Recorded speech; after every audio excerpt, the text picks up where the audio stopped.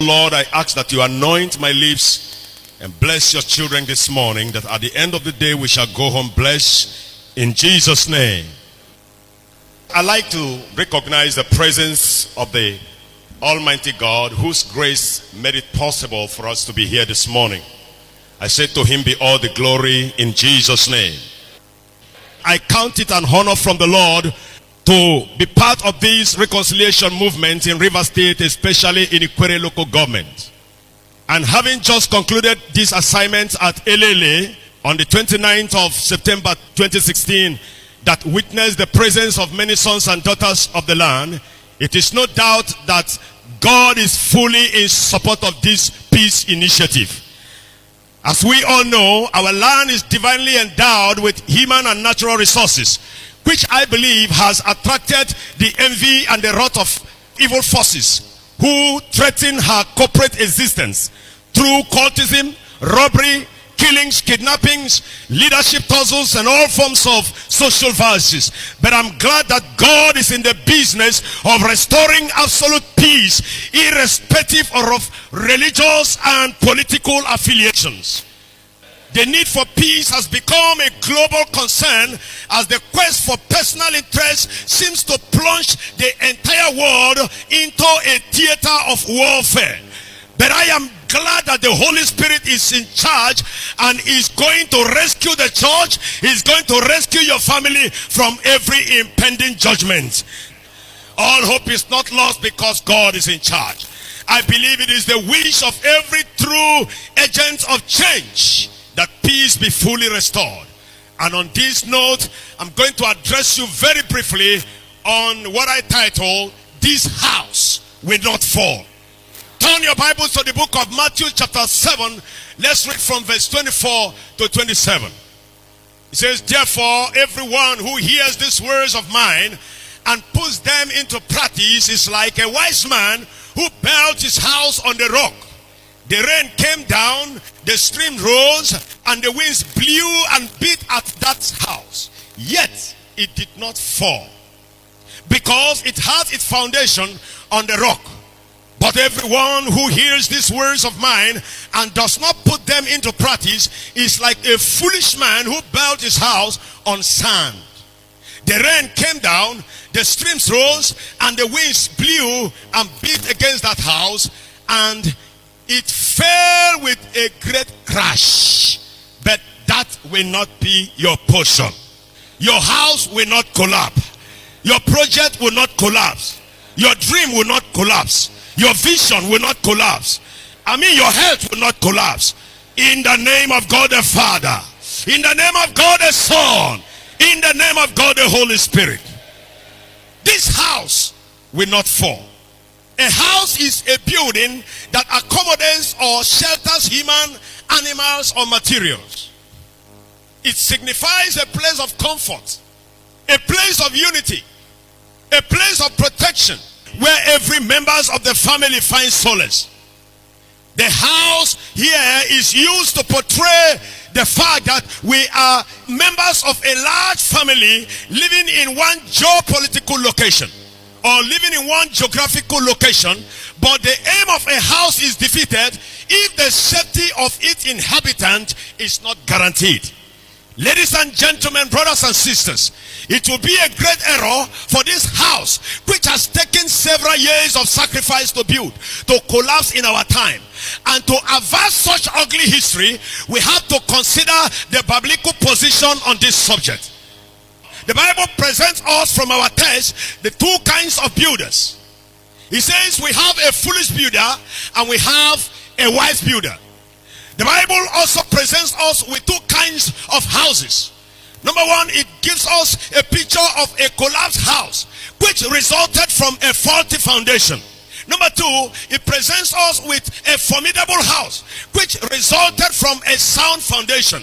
I prophesy under God, if there is any house that is built on a faulty foundation, as I minister to you here, as I minister to you in River State, as I minister to you in Government House, as I minister to you in Nigeria, as I minister to you across the globe, God will fix that faulty foundation.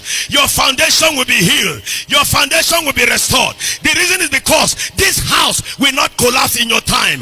This house will not collapse in our season. I said to you, if the house collapsed yesterday, this is a generation that will build back the house. If you believe you are the one, stand up and shout, I believe it, I believe it, I believe it.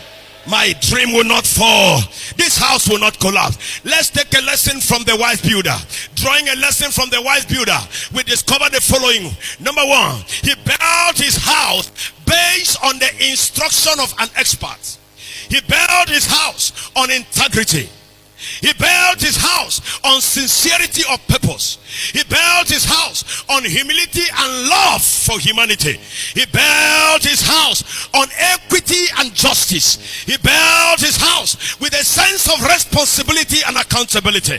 He built his house, with patience and perseverance. He built his house with the fear of God, who is the solid rock on which safety is guaranteed.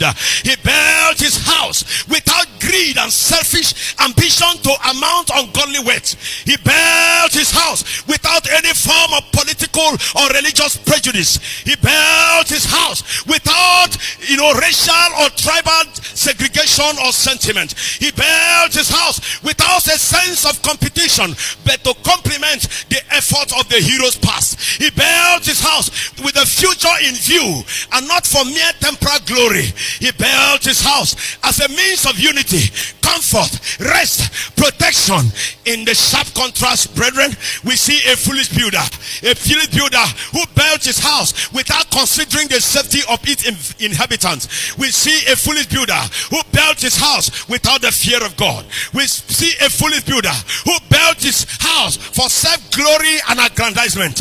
We see a foolish builder who built his house with greed and insatiable desire for worldly acquisition, and the result was fatal and tragic.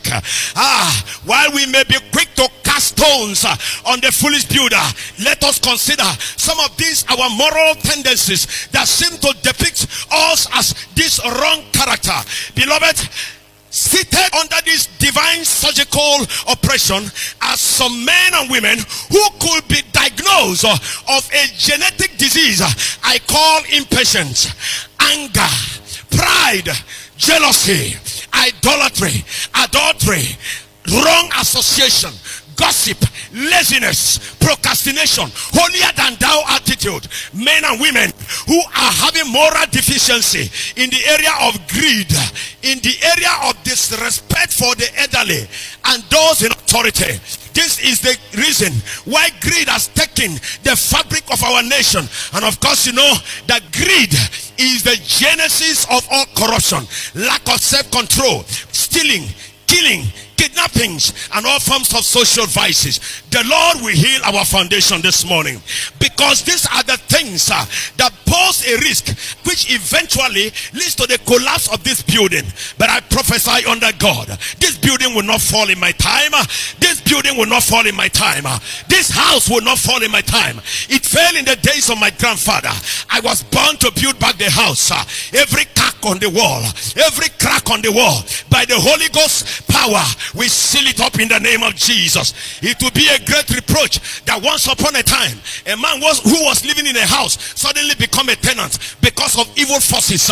I challenge you under God. I don't know what kept you homeless. I don't care what has kept you a tenant in your own house, in your own land, in your own generation. I speak under God that the corporate existence under this one roof called this house will not be aborted by the enemies of our destiny. You will build back your house. And I also want to prophesy under God, in case you are seated here, you have been in Port Harcourt for years without a house, parking cars on somebody's house. I prophesy under God, you will be called a landlord, you will be called a landlady. It is an error for a man to have children, have a wife, and have everything, but have no roof. Hear me, child of God.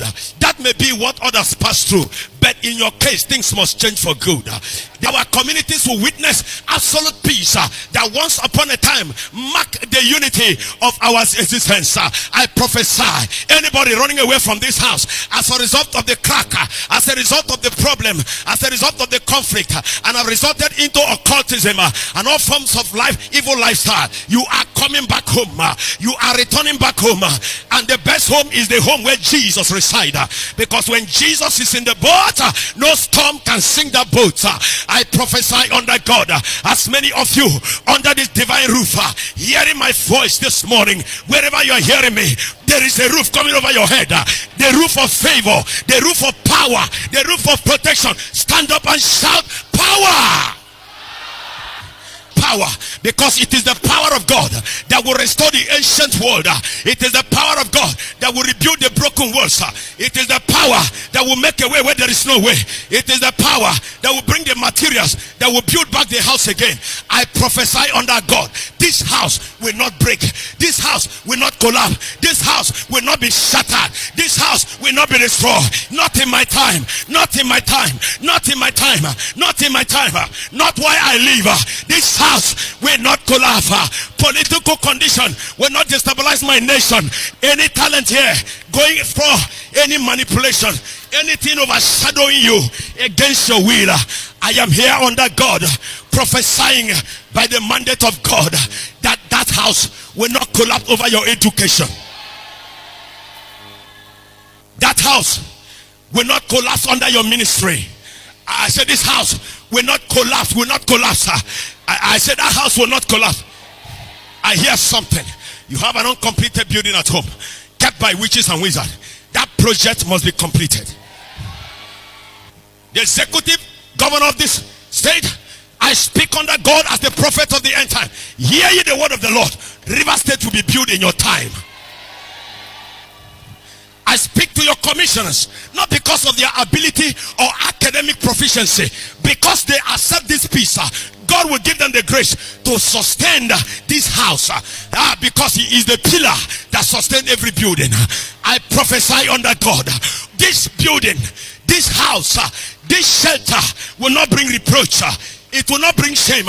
It will not bring disgrace. If you believe it, stand up and shout hallelujah. As I conclude this morning, I believe that great efforts have been made towards sustaining this glorious house that once unite us as a people. But hear me, in Psalm 127 the Bible says, except the Lord build a house, they labor in vain that build it. Except the Lord keep the city, the watchman watch, but what? In vain. That means that God is the foundation for every lasting peace and prosperity. That means he is the final say in every situation. That means he is the author of life and the best source of security. That means he is self-existence, infinite and ageless, powerful and omnipotent. That is, he is never enthroned or dethroned. His kingdom has no limit. Hey, he is the real landlord of this house, the foundation and the pillar that sustain every destiny.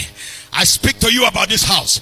He is willing to restore the desired peace if we will invite him today. He said, I know the thoughts I think towards you. It's a thought of prosperity. It's a thought of good health.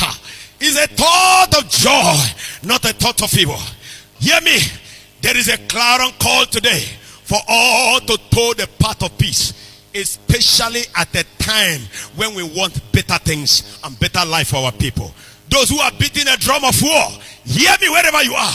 Consider that dialogue will always remain the best option in resolving any conflict, as nothing good can be achieved in the midst of anarchy. Let's surrender our will to him in obedience. Let's forgive one another and chart the course of peace for the sake of our children and children's children. Remember that only a foolish person will destroy his own house by making it a theater of war. And resolve today to ensure that this house did not fall in our time. God bless you.